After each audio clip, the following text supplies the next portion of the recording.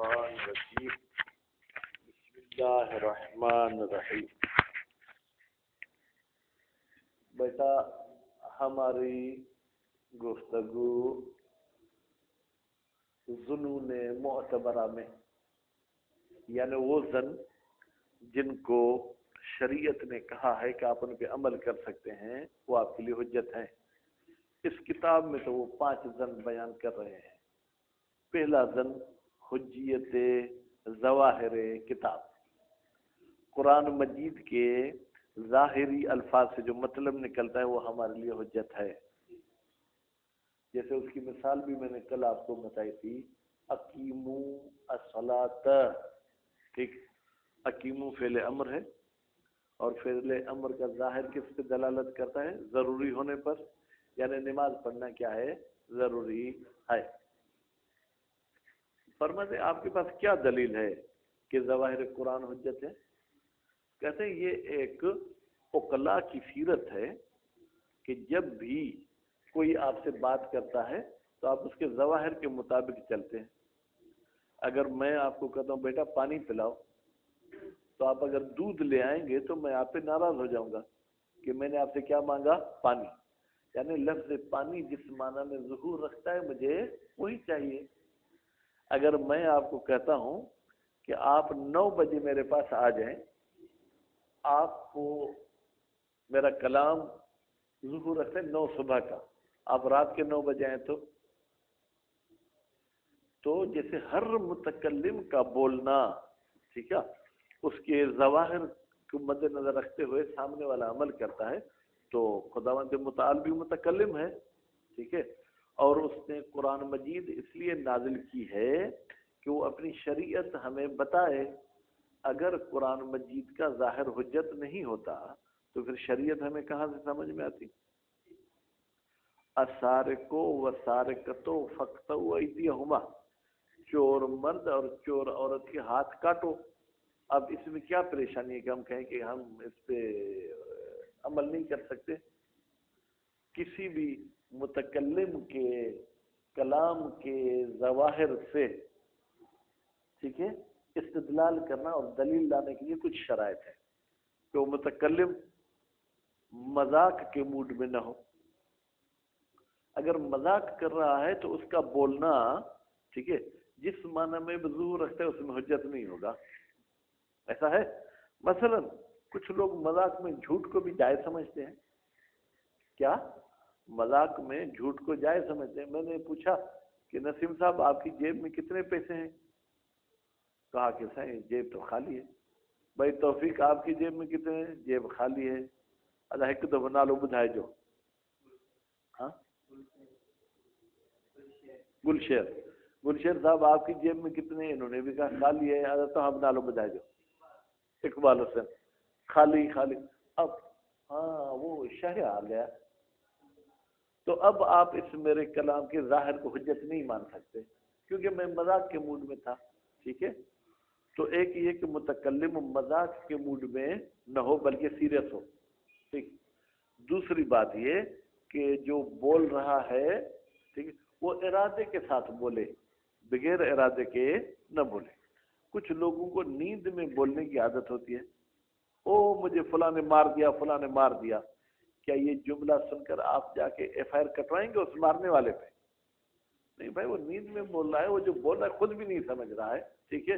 اور اس کے بعد یہ ہے کہ جو جملہ بول رہا ہے اس جملے کے تمام مفرد الفاظ اور جملوں کے معنی کا بھی ہمیں علم ہو۔ اور چوتھی چیز یہ ہے کہ جناب ہم اس کے کلام کو حجت مانیں گے اس کے مطلب اور اس کے مراد کے کشف کرنے میں کہ اس کا یہ مقصد ہو سکتا ہے۔ اب اللہ تعالیٰ میں یہ چاروں چیزیں موجود ہیں۔ اللہ تعالیٰ مذاق تو کرتا ہی نہیں کہ ہم کہیں گے مذاق میں اللہ نے یہ آیت نازل کر دی، ٹھیک۔ اور اس کے بعد یہ ہے کہ اللہ تعالیٰ بغیر ارادے کے تو کوئی کام کرتا نہیں ہے۔ اس کے بعد اللہ تعالیٰ کے جو قرآن کے الفاظ ہیں یہ ان کا بھی ہمیں معنی کا علم ہے، ٹھیک ہے۔ اور اللہ تعالیٰ نے یہ معجزہ کر کے اپنے نبی پہ کتاب بھیجی ہے تاکہ اللہ کا مقصد عوام تک پہنچ جائے۔ تو ان چیزوں کو مد نظر رکھتے ہوئے ہم کہیں گے کہ ظواہر قرآن ہمارے لیے حجت ہے، ٹھیک ہے۔ البتہ ظواہر قرآن اس وقت حجت ہوگا جب جس موضوع پہ ہم کوئی آیت تلاش کریں تو صرف ایک آیت کو مد نظر نہ رکھیں، بلکہ اس آیت کے حوالے سے، اس موضوع کے حوالے سے اگر دوسری آیات و احادیث ہیں تو ان سب کو بھی مد نظر رکھیں۔ مثلا آپ کہیں خدا نے کہا اقیم الصلاۃ، نماز پڑھو، ٹھیک، ابھی 11 بجے آپ نے مصلی بچھایا، اللہ اکبر، بیٹا کیا کر رہے ہو؟ صاحب میں تو نماز پڑھ رہا ہوں۔ کون سی نماز؟ ظہر اثر۔ بھائی اللہ نے ادھر یہ بھی کہا ہے کہ لدلو کی شمس، ٹھیک ہے، تم دلو کی شمس سے نماز پڑھو، تو ابھی تو دلو کی شمس نہیں ہوا۔ پھر ائمہ معصومین نے بھی کہا ہے کہ ظہر کی نماز زوال کے بعد پڑھو، ٹھیک ہے۔ تو صرف قرآن مجید پہ ہماری نظر نہیں ہوگی، بلکہ قرآن مجید کے حوالے سے، بھائی توجہ میری طرف، جو بھی آیات احادیث ہیں ان سب کو مد نظر رکھنا ہوگا۔ اچھا، ایک بندے شراب پی کر آیا، سلطان شاہ کہاں ہیں آپ؟ نہیں ادھر نہیں ہے۔ ایک بندہ شراب پی کر آیا، بھائی مصلی کہاں ہے، مجھے دے دو میں نماز پڑھوں۔ آپ کہیں گے کیوں نماز پڑھے؟ وہ کہے گا اقیم الصلاۃ کہتا ہے نماز پڑھو۔ آپ اسے کو سنو، لا تقربوا الصلاۃ وانتم سکارى، اس آیت کو بھی دیکھو کہ نشے کی حالت میں نماز نہیں پڑھو، کچھ دیر بیٹھ جاؤ، سو جاؤ، تمہارے نشے کی پوزیشن ختم ہو پھر تم پڑھو، ٹھیک۔ پھر ہمارے علماء کے 2 گروپ ہیں، اصولی اور اخباری۔ اصولی تو وہ ہیں جو اس علم اصول سے استفادہ کرتے ہیں، وہ تو کہتے ہیں کہ قرآن کے ظواہر حجیت رکھتے ہیں، بشرطی کہ اس میں دوسری آیات کو بھی مد نظر رکھنا ہوگا، ائمہ معصومین کے فرامین کو بھی نظر میں رکھنا ہوگا۔ قرآن مجید میں بہت سے عمومات بیان ہوئے ہیں، پھر ان کی جو ہے کیا ہے جناب مخصصات احادیث میں ہیں، جیسے السارق والسارقۃ فاقطعوا ایدیہما، چور مرد اور چور عورت کی ہاتھ کاٹو۔ تو بیٹا عربی میں انگلیوں سے ہاتھ کاٹا جائے تو بھی اس کو ہاتھ کہتے ہیں، ٹھیک ہے، کلائی سے کاٹا جائے تو بھی اس کو ہاتھ کہتے ہیں، کوہنی سے کاٹا جائے تو بھی اس کو ہاتھ کہتے ہیں، ٹھیک ہے، اور اگر کندھے سے کاٹا جائے تو بھی ہاتھ کہتے ہیں۔ لیکن جب نویں امام کا، ٹھیک ہے، میرے خیال میں مامون رشید کے دربار میں مناظرہ ہوا تو امام نے کہا کہ ہاتھ انگلیوں سے کاٹنا ہے۔ پھر وہ ایک آیت کو بھی دلیل کے طور پر لے آئے اور رسول اکرم کی حدیث کو بھی دلیل پر لے آئے، ٹھیک ہے، کہ بھائی ان المساجد للہ، جائے سجدہ خدا کی ہیں، اس میں کسی اور کو شریک قرار مت دو۔ تو یہ ہتھیلی جو ہے کیا ہے، جائے سجدہ ہے، ٹھیک ہے۔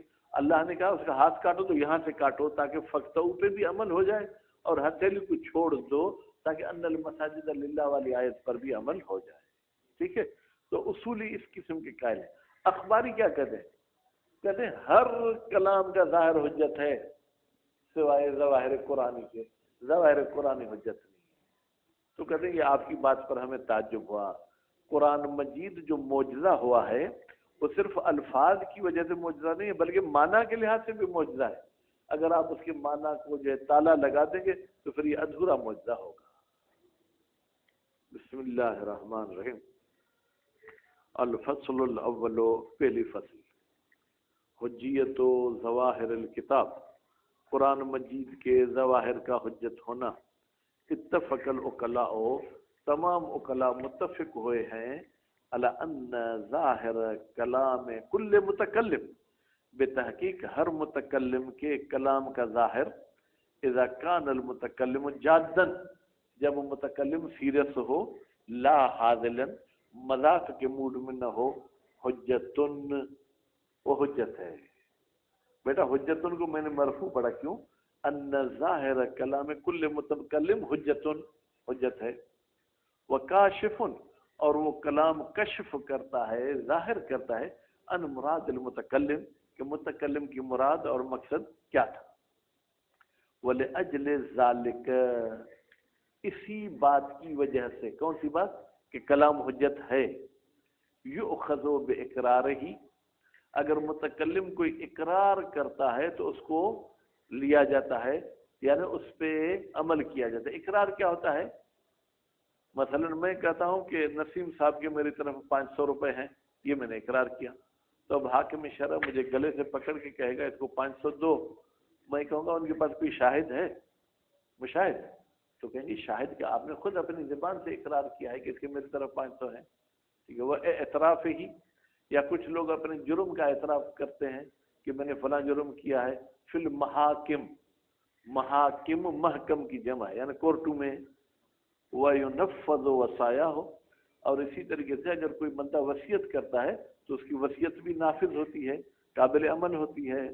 وَيُحْتَجُّ بِرَسَائِلِهِ، اگر کسی بندے نے کچھ خط لکھے تھے اور مر گیا تو اس کی تحریر سے بھی یہ کیا ہے، وہ کہتے ہیں بھائی اس نے لکھا ہے کہ میرا خیر پور والا گھر میرے فلاں بیٹے کو دو، تو اس کی تحریر موجود ہے لہذا دینا چاہیے۔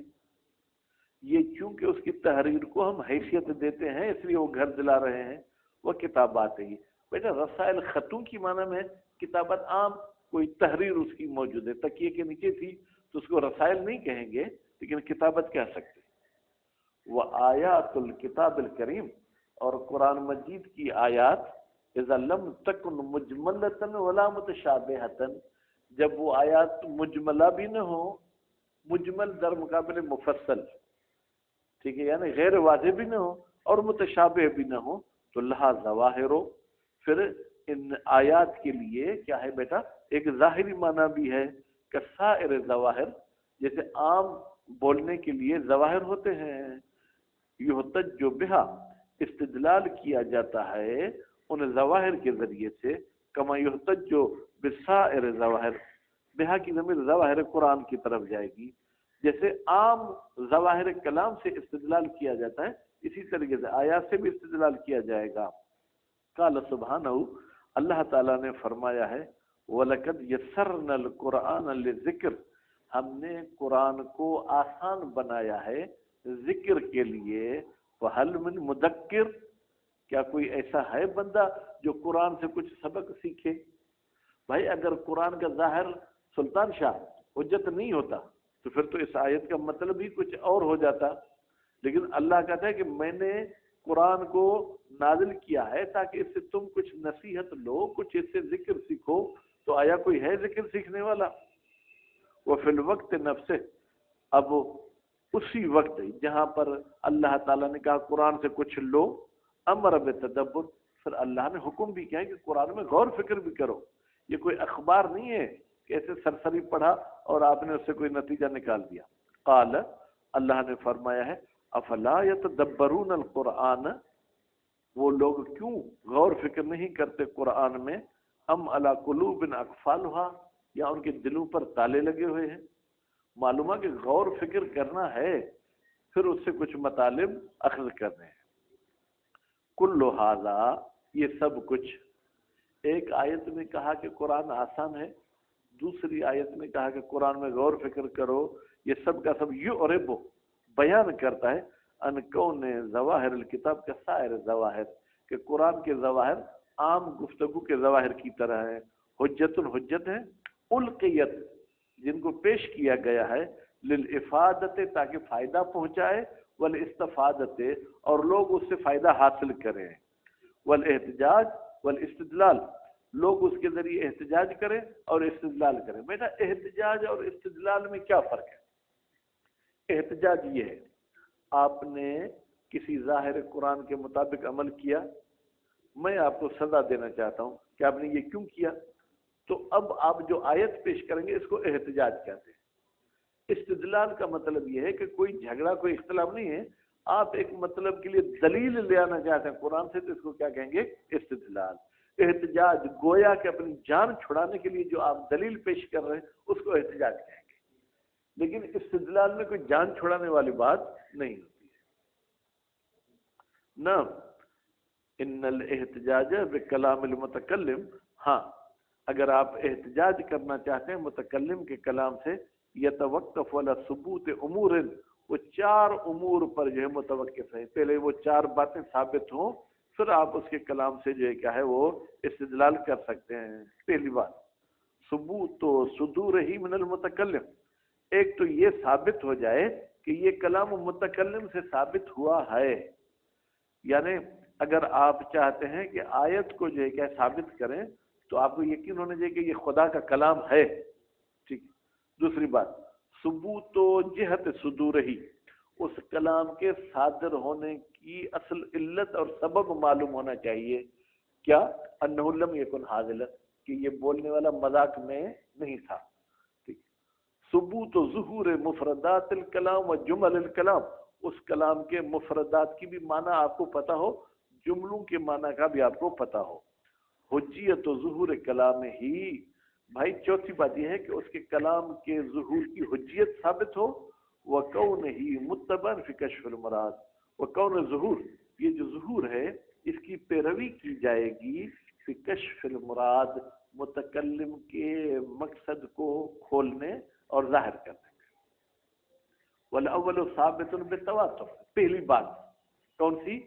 کہ یہ قرآن اللہ تعالیٰ کی کلام ہے، اللہ تعالیٰ نے اس کو بھیجا، یہ تو تواتر کے ذریعے ثابت ہے، اس میں کوئی شک نہیں۔ والثانی، اور دوسری بات کون سی؟ کہ مذاق کے موڈ میں نہیں ہے، یہ بات بھی ثابت ہے بالضرورت، ضرورت یعنی بدہی ہے کہ اللہ کسی سے مذاق نہیں کرتا ہے۔ حیث انہ سبحانہ، جبکہ اللہ تعالیٰ اجل یعنی بہت بلند ہے، من ان یکون حاضلا، کہ وہ مذاق کرے، مذاق نہیں کرتا، مذاق کے معاوضے بہت بلند ہے۔ والمفروض ثبوت و ظہور مفردات و مرکبات ہی و جمل ہی، اور پھر ہمارا فرض یہ ہے کہ تیسری بات بھی ثابت ہے کہ قرآن مجید کے مفردات کا بھی جو ہے کیا ہے ظہور کا ہمیں پتہ ہے، اور قرآن مجید کے مرکبات کے ظہور کا بھی پتہ ہے، جمل کا بھی پتہ ہے۔ کیسے؟